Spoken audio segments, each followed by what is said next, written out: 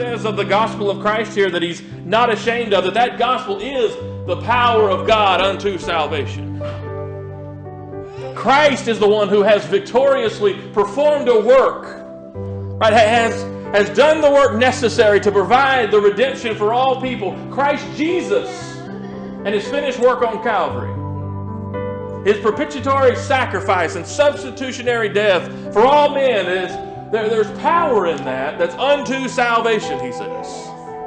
When someone hears that gospel of what Christ Jesus did on that cross, how that he died for their sins and was buried and rose again, and they hear what he effected and how that he offered himself up to God without spot, and he shed his blood for us.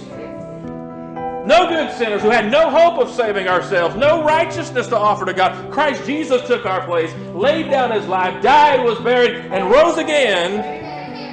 And when a sinner believes that message, what that message conveys and says and teaches concerning Christ Jesus, he says that sinner finds that to be unto salvation.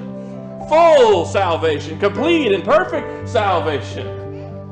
Where he receives, imputed to his own account, the very righteousness of God.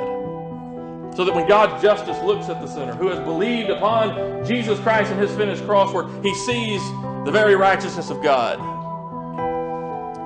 Any message that's capable of performing that on a simple basis of faith, I'd say that's a pretty powerful message, wouldn't you? No wonder the Apostle Paul, understanding that power and where it resides, would come along and say, hey, I'm not ashamed of that gospel.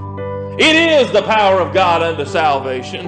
I can go anywhere in this world and preach that gospel, knowing that if the response of faith is given to the message of what that contains, every single time it's going to work and result in salvation. I'm never going to preach that message and have somebody believe it or they don't get saved. The power is in the gospel.